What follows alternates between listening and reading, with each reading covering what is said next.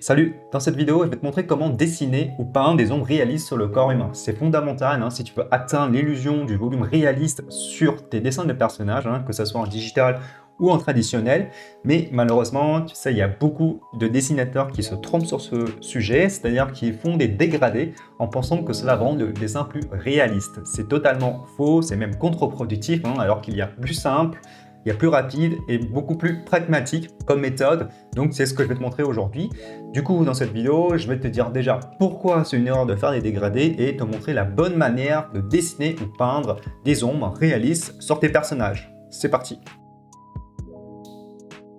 Alors, pour commencer, ce que je voudrais montrer, c'est comment je faisais au départ quand j'étais débutant et où je vois beaucoup de monde faire ça, que ça soit en traditionnel ou en digital, c'est pratiquement la même erreur, tu vas voir. C'est généralement, on a tendance à faire les choses d'une manière trop floue. Déjà, tu sais, on a tendance à peindre, par exemple, les ombres. Ici, là, on fait souvent ce genre d'erreur, ce genre de choses-là. Et c'est même montré en tuto, c'est-à-dire qu'en fait, souvent, il te montre qu'il faut peindre comme ça. Et ensuite, qu'il faut, tu vois, couper les bords comme ça. Tu as même cette manière de faire là, cette manière de faire là, même dans cette zone-là qui paraît assez compliquée, tu vois, assez déstructurée. Il y a plein de détails, plein de muscles partout. Et souvent, tu les vois, ou tu as l'habitude, moi c'est ce que j'ai fait, j'ai commencé à peindre comme ça. Et tu vois ce que ça fait? On a quelque chose de tout flou, de tout bizarre, et en plus, on va complexifier encore plus quand tu as ça. En fait, on va essayer aussi de faire des dégradés comme ça, là. C'est pour avoir une transition réaliste. C'est pas faux de faire ça, c'est même une bonne intuition, mais le problème, c'est que tu vois, c'est dans la pratique, c'est très très mauvais dans le sens où ça rajoute beaucoup trop de complexité pour rien. C'est-à-dire que tu peux passer des heures. En fait, il faut passer des heures et des heures pour avoir quelque chose de réaliste finalement. Et là, tu vois, ce que tu as, c'est surtout un espèce de... Tu vois, c'est comme si tu étais myope, tu peignais sans tes lunettes, tu vois. C'est comme si moi j'enlevais mes lunettes et je peignais. Et du coup, tu vois, on a quelque chose de très flou. Et c'est ça, en fait, souvent, quand tu cherches à faire des dégradés, déjà, ça prend du temps. Même si il y a une autre méthode aussi, je la trouve aussi contre-productive finalement, c'est de prendre le temps, en fait, de faire des transitions aussi. Ça prend énormément de temps. Et c'est pas comme ça qu'on peint, c'est pas comme ça que Léonard de Vinci à son époque peignait. En fait, ce qu'il réfléchissait, c'est surtout d'une manière très spécifique, c'est de savoir où sont les ombres et où est la lumière. De cette manière-là, tu vois, tu as juste le blanc ou le noir. Qu'est-ce que ça veut dire quand on n'a que ça comme deux valeurs finalement, le blanc et le noir? C'est-à-dire qu'on va travailler en aplat. C'est-à-dire que par exemple, j'ai ma ligne ici, et ensuite, ce qui est intéressant à faire, c'est chercher où sont les ombres. C'est là, hop, ici. Ensuite, par exemple, ici, j'ai le cou. Ensuite, par exemple, ici, j'ai l'ombre en dessous des aisselles. J'ai par exemple l'ombre ici, hop, ici, hop, ici. J'ai une ombre très bizarre, tu vois, on fait de l'abstraction, tu vois, pour une fois que l'abstrait sert à quelque chose, c'est au niveau des ombres. J'exagère un petit peu, mais tu vois, limite, c'est là que vient l'abstrait finalement, tu vois. On peint comme ça, tu vois, on cherche les choses, on fait les choses de manière très basique. On fait que des aplats, des aplats, des aplats, des aplats, des aplats.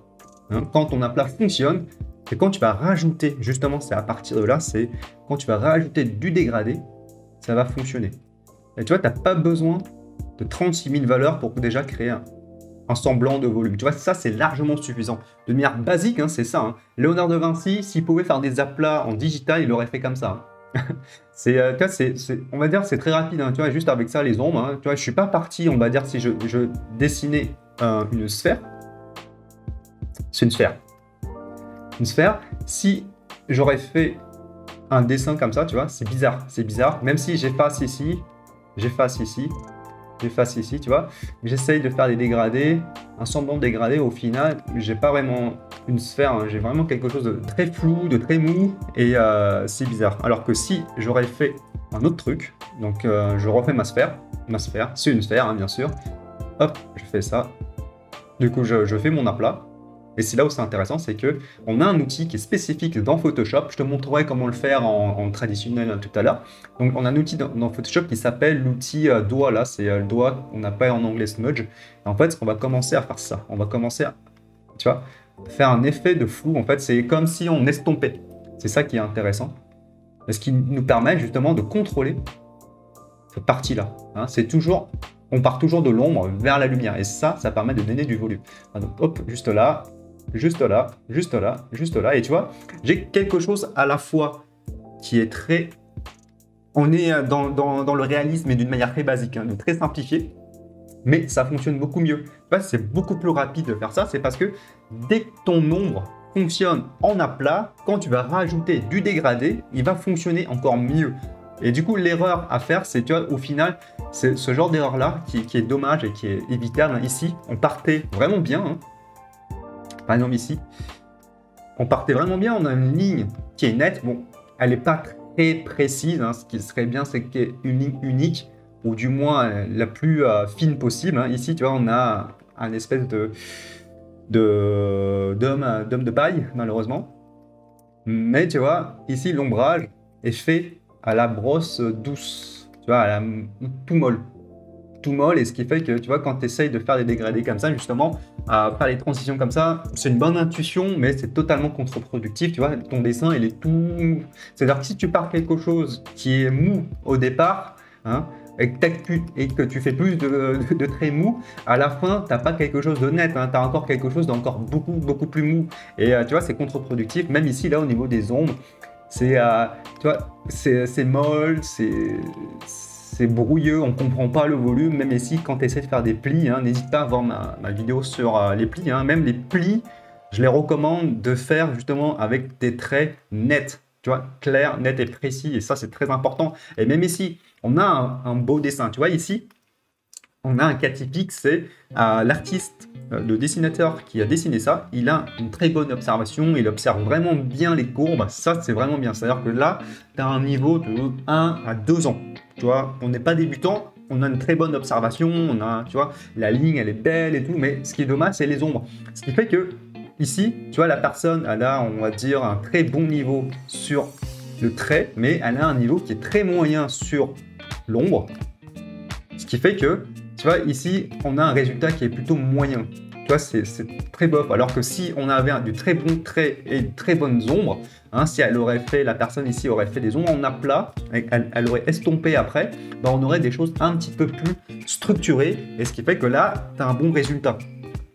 Et en traditionnel, c'est pareil, hein, ce que tu peux faire, c'est tout bête. Hein. Moi, ce que je fais souvent, c'est, en fait, je réfléchis. Je réfléchis en ligne, tout en ligne. C'est-à-dire que pour dessiner une sphère, par exemple, en volume, j'aurais dessiné la sphère en premier. En fait, j'aurais dessiné ici, là, tu vois, hop, dessiné l'ombre. J'aurais dessiné quelque chose comme ça. Évidemment, là, je suis en digital, mais en traditionnel, j'aurais fait un trait comme ça. Tu vois ici, là, tu vois ma manière de tracer. C'est-à-dire que ici, je repère quelles sont les parties qui sont dans l'ombre. Cette partie-là est dans l'ombre, tu vois, et je mets parfois une petite croix. En fait, ça me permet d'aller plus vite dans le dessin d'ombre. Et ensuite, tu as les parties qui sont dans la lumière. Donc, tu vois, on peut vraiment bien identifier les zones ici, là. C'est ce qui fait la séparation, et c'est vraiment ça qui donne le volume. Hein. Et du coup, quand tu dessines dans le style que j'aime bien, tu vois, avec des aplats, c'est-à-dire que moi, ce que j'aime bien, c'est à chaque fois commencer par un dessin très basique, hein, avec la méthode de Rayleigh, j'en parlerai pas ici, mais si ça t'intéresse, tu peux t'inscrire à mes emails privés, j'en parlerai peut-être un jour, hein, c'est dans la description, hein, tu cliques dessus, tu rentres ton email, comme ça je t'enverrai un jour les informations dessus. Par la suite, je commence à faire un aplat de la silhouette du corps. Tu vois, je réfléchis en aplat. Et pourquoi je fais ça? C'est là, ce qui est intéressant, c'est que ça me permet justement de me focaliser sur une chose à la fois. Là, je me focalise sur la silhouette, tu vois. Je vérifie pour avoir une ligne claire et nette et précise, hein, comme ça, tu vois, j'ai qu'une masse, ce qui me permet d'être focalisé sur la justesse du dessin sans trop chercher à être parfait non plus, hein, parce que ici, ce que je voulais pratiquer surtout, c'est l'ombrage, hein, c'est pas le dessin précis. Et ici, on est sur des dessins assez courts, hein, de 40 minutes. Pour pouvoir travailler les ombres d'une manière très spécifique. Et tu vois, ici, ce que j'ai commencé, c'est faire des aplats. Tu vois, j'ai même pas commencé à chercher à dessiner à la ligne. Je suis vraiment allé chercher les ombres, chercher le volume. Finalement, c'est grâce aux ombres qu'on donne du volume. Je suis parti chercher ces informations-là et j'ai commencé à mettre des aplats de noir. Et tu vois, je réfléchis une chose à la fois. Au départ, j'étais sur la silhouette. Maintenant, je suis sur les ombres. Et donc, je vais chercher à donner du volume grâce à l'aplat. La limite que je me fixe, c'est donner du volume juste avec les aplats. Et donc, si je réussis à donner du volume avec les aplats, en rajoutant plus de valeur, bah, ça va encore plus fonctionner. Le problème, c'est que si tu cherches à mettre plein de valeurs, plein de nuances, plein de couleurs d'un coup, bah, c'est très dur à gérer et c'est très dur à rendre quelque chose de beau avec autant de complexité. Donc tu vois ici, je fais des choses étape par étape.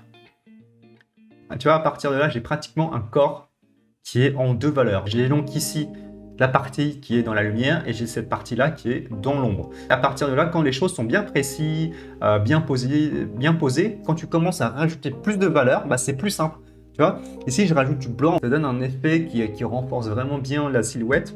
Donc, à partir de là, tu vois, quand j'ai mes informations, mes volumes qui sont bien posés, bah, c'est là que je commence à rajouter plus de valeur en estampant. Tu vois, en estampant, je rajoute plus de flou et donc je rajoute du dégradé. Tu vois, c'est seulement à partir de ce moment-là que je fais du dégradé. Mais tu vois, je pars toujours de l'aplat pour faire mon dégradé. C'est jamais en commençant à faire un dégradé que je fais des aplats. Hein. C'est toujours partir sur des choses nettes vers le flou. Hein, c'est ce qui permet de décider justement. On décide des bords qui sont flous et des bords qui sont nets. Mais le problème, c'est que quand tu débutes, tu fais surtout des choses floues et tu n'arrives pas à décider après. C'est ça qui est contre-productif. Hein. Donc, toujours partir sur la ligne. La ligne, c'est ce qui est le plus important, c'est ce qui est de plus pur. Et donc, à partir de cette ligne-là, comme je t'ai montré sur Photoshop ici, sur mon dessin ici, tu vois, je pars toujours de la ligne, ce qui me permet vraiment de décider où sont les ombres et où est la lumière. Et à partir de cette décision-là, plus tard, je peux décider si je mets cette ombre-là floue ou cette ombre-là, elle reste nette. Et à chaque fois, c'est comme ça qu'on dessine et qu'on planifie notre dessin. Et tu vois, rien que là, le dessin, la peinture se suffit à elle-même. Et juste là, tu rajoutes un petit peu plus de volume. Et c'est là où, tu vois, c'est vraiment ça qui donne le volume. Et c'est vraiment cette technique-là qu'il faut utiliser pour peindre des personnages hein, en aplat. À chaque fois, ça te permet justement de décider où est-ce qu'il y a du volume, où sont les zones qui sont dans l'ombre. Et vraiment de travailler d'une manière très basique. C'est le même principe que j'utilise pour inventer mes personnages. Hein. Tu sais, on dessine avec la méthode de la silhouette. La méthode de la silhouette part vraiment de cette manière de travailler. Tu sais, on travaille par les silhouettes, on travaille ensuite les valeurs d'une manière très basique. Ça permet de dessiner d'imagination d'une manière très simple et on obtient des résultats très rapides avec mes élèves. Si ça t'intéresse, inscris-toi à mes emails privés. Tu reçois 12 petits cours gratuits en email. Je t'envoie un email par jour dans ta boîte de réception. Dans ces emails-là, ça va t'expliquer le dessin de personnages de fantasy en commençant par trouver les idées, dessiner sur la tablette graphique, ainsi de suite, plein d'autres petites astuces. Donc si ça t'intéresse, c'est dans la barre de description. Et moi, je te dis à la prochaine vidéo. N'oublie pas de t'abonner parce que je vais faire plein de vidéos avec cette technique-là. Donc si ça t'intéresse, abonne-toi aussi. Salut!